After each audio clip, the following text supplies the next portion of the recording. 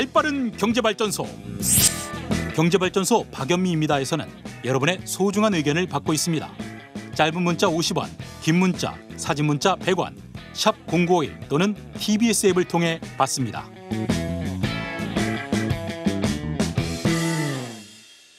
여러분, 지금 청취율 조사 기간인 거 알고 계시죠? 전화가 02번호로 온대요. 모르는 번호라고 끊어버리지 마시고요. 전화가 오면 라디오가 경제발전소 박연미입니다 말고 또 다른 게 있습니까? 라고 얘기해 주시면 감사하겠습니다.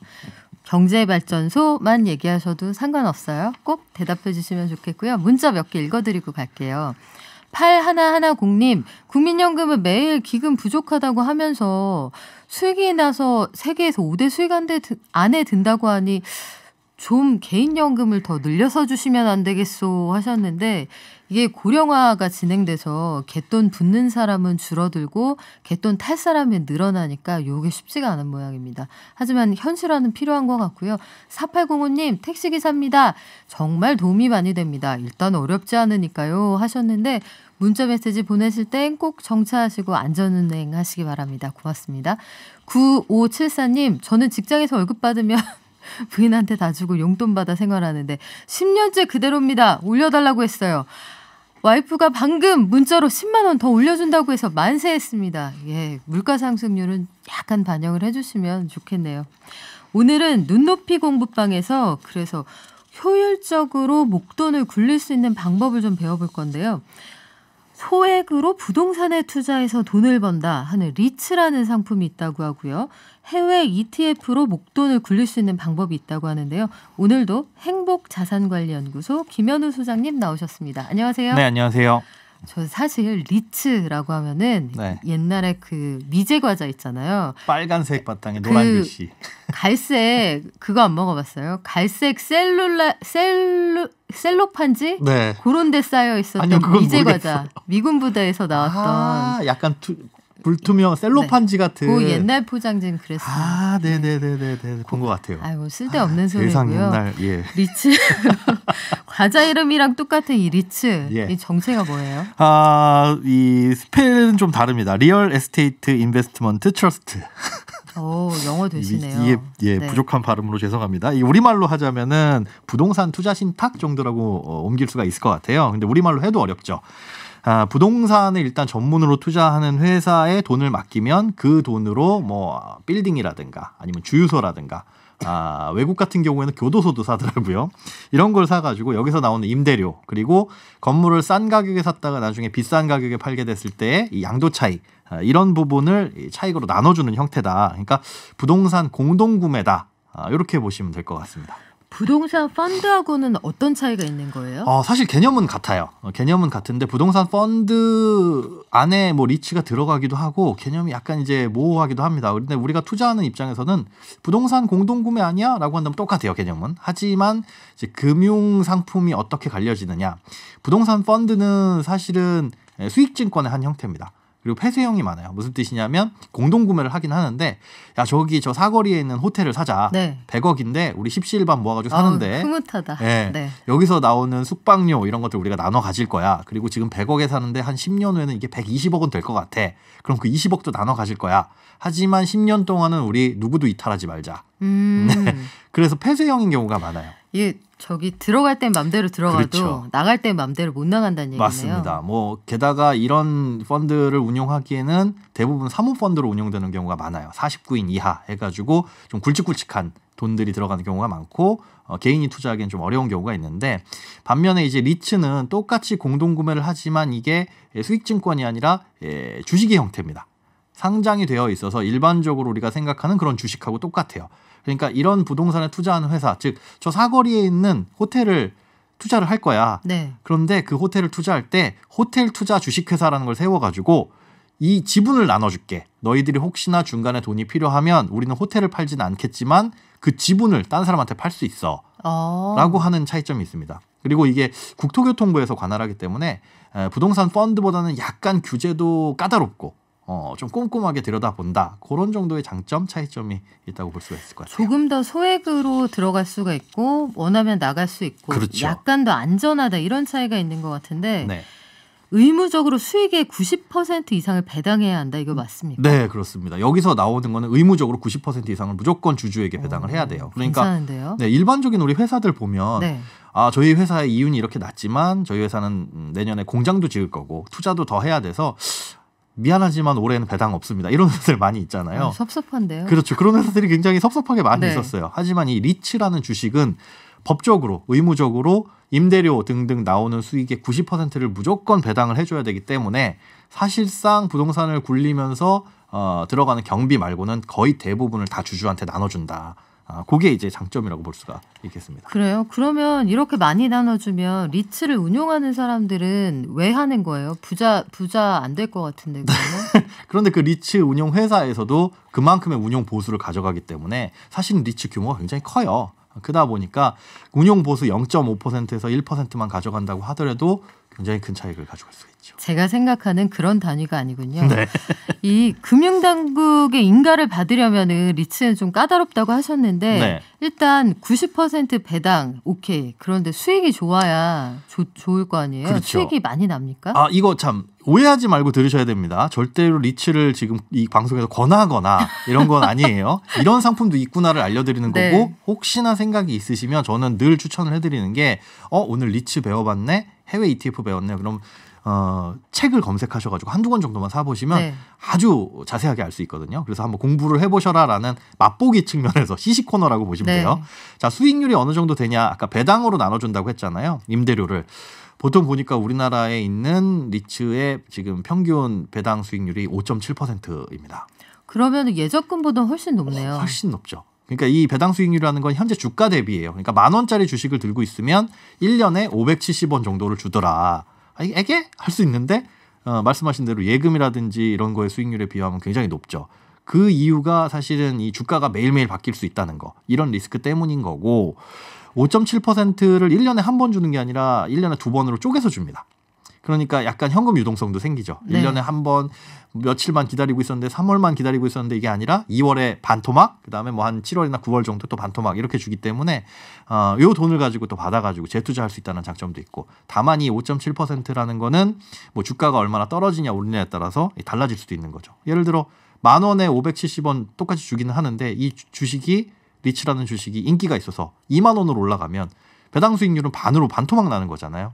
비싸게 사는 거니까. 그래서 수익률은 언제든 바뀔 수 있지만 과거에 봤을 때는 한 4에서 8% 왔다 갔다. 지금 현재 5.7% 정도 이렇게 나오고 있습니다. 일단 예적금보다는 좀 수익률이 유리한 편이지만 이게 어쨌든 투자 상품이기 때문에 그렇죠. 항상 수익률이 보장되지 않는다는 점은 꼭 기억하셔야 될 것 같은데 네. 그러면 여기까지 듣고 그래 나 리츠에 한번 투자를 해볼까 이런 분이 만약에 계신다 하면은 이런 분들은 그 얼마를 가지고 어떻게 시작을 하시면 됩니까? 부동산 그래가지고 사실은 되게 커 보이기는 하는데 커피 한 잔 값으로도 가능해요. 진짜요? 이게 주식으로 다 지분이 배분된다고 했잖아요. 한 주당 가격이 보통 액면가는 5,000원에서 출발을 하는데 지금 상장돼 있는 리츠가 13개 정도가 됩니다. 어제 주가를 봤더니 한 주당 한 3,000원에서 8,000원 정도.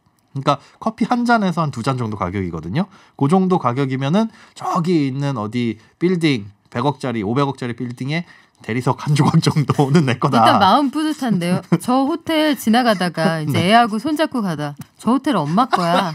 그 아이가 오해합니다. 저 간판에 그 글자 하나 정도는 엄마 거야. 네. 네. 그래서 저도 이걸 어떻게 투자하고 있냐면 개인적으로 하고는 있는데 그냥 이 용돈 같은 거 남았을 때 조금 네. 조금씩 그러면 이제 배당 수익률이 그 정도는 나오잖아요. 나중에 연금이다.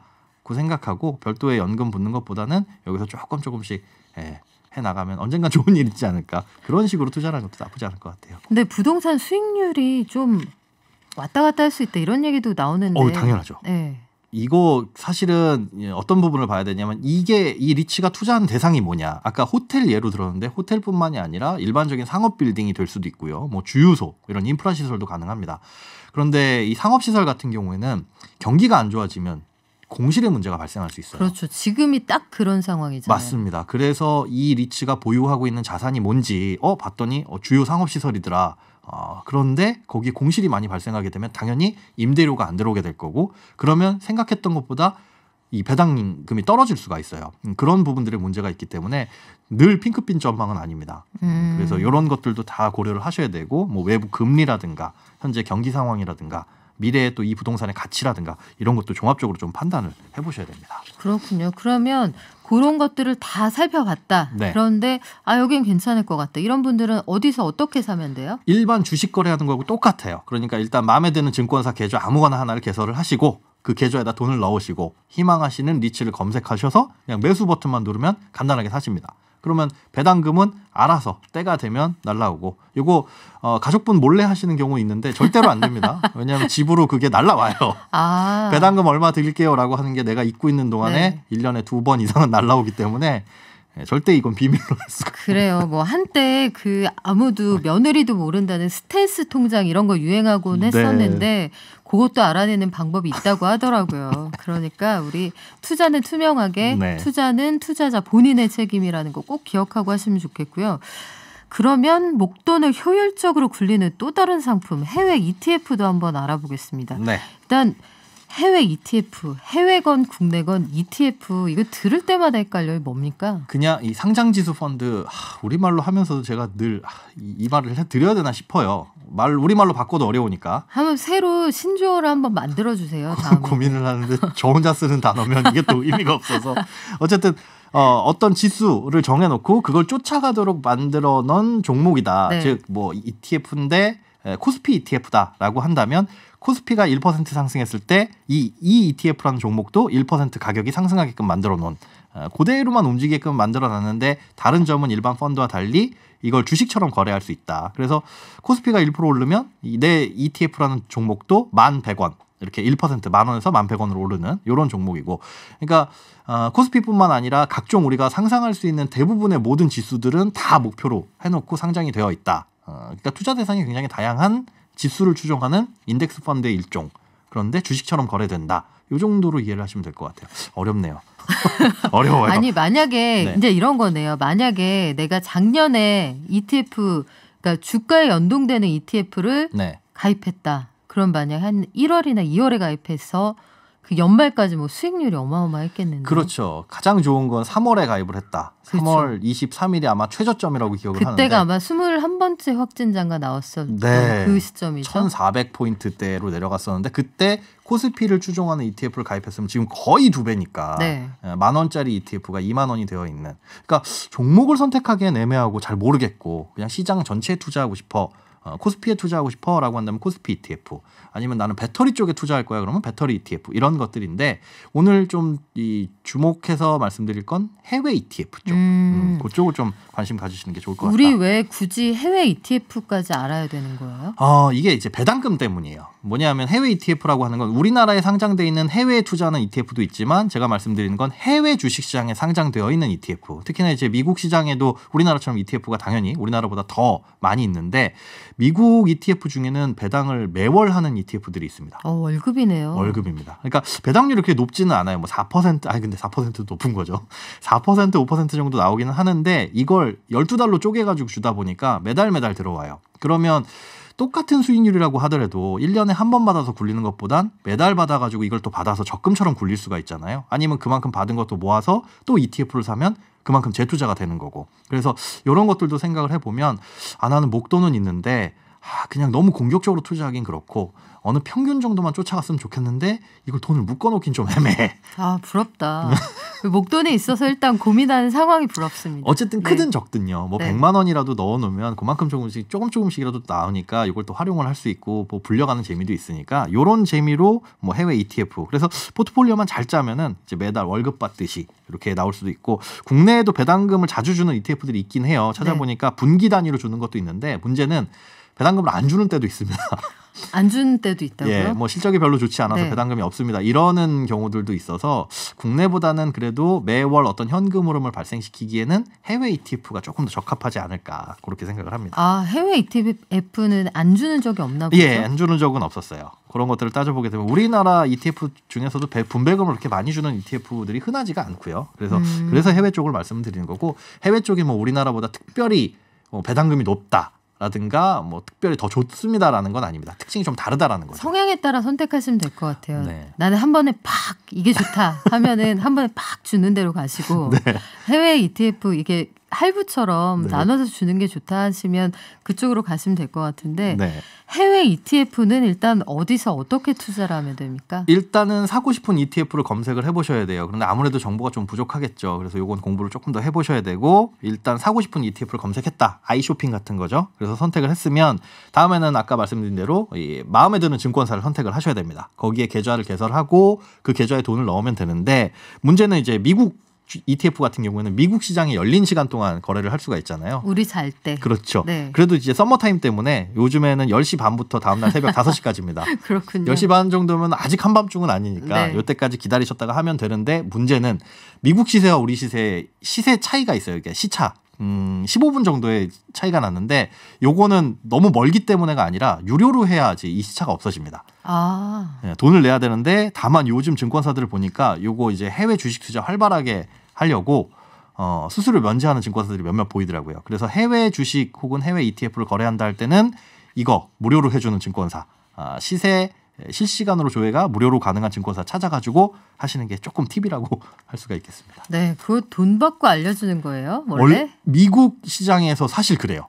네, 그렇게 운영을 하기 때문에 우리나라 증권사들도 사실 브로커거든요. 거기에 돈을 주는데 고객 유치 차원에서 이걸 한시적으로 무료 이렇게 제공을 해주는 거니까 우리는 그 체리피커처럼 좋은 건 뽑아 먹으면 좋은 거죠. 관심 있는 분들은 빠르게 들어가시면 좋을 것 같은데 그러면 해외 ETF 투자할 때도 주의할 점이 꼭 있겠죠? 주의할 점이 있습니다. 이게 이제 우리나라 주식처럼 우리나라 주식도 오늘 샀다가 바로 내일 팔면 현금화 시킬 수가 없잖아요. 며칠 정도 걸리긴 하는데 해외도 마찬가지로 어느 시장에 따라서 뭐 미국에 투자하냐 아니면 중국 시장에 투자하냐 이런 거에 따라서 그 거래일이 현금화할 수 있는 날짜가 달라질 수가 있고 무엇보다 이제 세금입니다. 해외 ETF 같은 경우에는 매매 차익에 대해서는 250만 원 초과 시에 22% 양도세를 과세를 해요. 그러니까 큰 돈으로 투자해서 수익이 많이 나면 기분은 좋은데 좀 세율이 버겁죠. 실제로 지갑에 들어오는 돈은 많지가 않을 그렇습니다. 수 있겠네요. 똑같은 차익이 발생하더라도 여기서 세금이 더 떨어져 나갈 수 있고 또 배당 수익에 대해서는 15.4% 물론 이제 금융사가 원천 징수를 하긴 합니다. 그런데 이런 것들이 이런 수익이 연간 또 2천만 원을 넘어가게 되면 금융소득 종합과세 대상자가 될 수 있고 그다음에 이제 앞으로 차근차근 넓혀져 나가는 금융투자소득세라는 것도 있잖아요. 이런 부분에 있어서 세금 부담이 조금 클 수 있다라는 부분들은 꼭 인지를 하시고 투자를 하셔야 야 좋다면서 왜 이렇게 떼는 게 많아. 그리고 또 한 가지 수수료. 국내보다 수수료가 조금 비쌉니다. 물 건너가서 그렇습니까? 그렇습니다. 물 건너온 게 원래 조금 비싸잖아요. 그런 부분 때문에 국내 주식 거래하는 것보다 해외 주식 거래, 해외 ETF 거래는 조금 수수료가 비쌀 수 있다는 거. 그래서 수수료를 잘 판단을 해보시고 이런 것도 고려를 해보셔야 될 것 같습니다. 그 지금 0080님이 주신 질문 그 다 같이 궁금해하는 부분인데 달러로 매수하고 매도하면은 요 환차손에 대한 걱정도 있잖아요. 네. 그 원달러 환율 변하는 거에 따라서 거기서 벌었는데 국내에서 현금으로 바꿔보니 손해일 수도 있다. 이런 경우도 있는데 이럴 때는 어떻게 해야 되냐고 알려달라고 하셨거든요. 이분은 중급이네요. 중급. 그러니까 쉽게 얘기해서 1달러로 1달러어치 주식을 샀는데 나중에 팔려고 보니까 1달러의 가치가 떨어져 있더라. 난 1,100원에 샀는데 1,050원이 돼 있더라. 이러면 손해잖아요. 그쵸. 이걸 방어할 수 있는 방법은 개인적으로는 없어요. 그런데 좀 간접적으로 봤을 때 달러 인버스 ETF라든가 이런 것들이 있습니다. 달러 가격이 올라가게 되면 수익이 뭐 빠지거나 아니면 달러 가격이 떨어지면 수익이 올라가거나 그래서 달러 가격이 나중에 빠지게 됐을 때 수익이 나는 인버스 ETF를 국내에서 구매를 해두시면 그만큼 약간 보험 들어놓는 개념은 있긴 한데 완벽하게 방어는 사실 개인이 하기에는 좀 어렵습니다. 그렇죠. 그리고 환율 전망은 사실 굉장히 고도의 그 기술이잖아요. 그걸 알면 세계에서 신의 영역이죠. 그렇죠. 신의 영역. 그 별하나 나무네그루님 단골 손님이신데 이것도 물어보셨어요. ETF 투자하려면 해외 ETF 영어도 겁나게 잘해야겠네요. 영어 잘해야 됩니까? 아니요. 저 같은 사람도 할 수 있습니다. 그냥 그 메뉴들이 전부 다 우리나라 이 증권 앱으로 실행되는 거라서 우리말로 돼 있어요. 우리말로 돼 있습니다. 아유, 다행이네요. 종목만 잘 찾으시면 돼요. 종목은 영어로 되어 있으니까 종목만 잘 찾으시면 됩니다. 네, 뭐 좋은 책 추천해 달라고 하셨는데 책도 좀 추천해 주실 수 있어요? 책 이름을 추천해 드리기는 좀 어렵고요. 네. 그 리츠라는 거를 검색을 해보시면 저는 책을 볼 때 그렇게 보시라고 말씀드리거든요. 좀 오래된 거, 오래됐는데 지금까지 판매가 되고 있는 건 스테디셀러. 그렇죠. 그리고 최근에 판매된 거, 요 2개 정도. 왜냐하면 최근 트렌드를 반영한 책은 한 권 정도는 봐야 되니까. 되니까 쭉 팔려왔던 책 한 권과 최근에 발행돼서 좀 핫한 트렌드를 반영하는 책 이렇게 두 권은 살펴보셔라 말씀드립니다. 네, 교과서 하나, 트렌드한 거 하나, 예, 트렌디한 거 하나. 네. 아유, 김현우 소장님 똑똑하다. 오늘도 도움 많이 되셨을 것 같고요. 지금까지 행복자산관리연구소의 김현우 소장님과 함께했습니다. 고맙습니다. 네, 고맙습니다.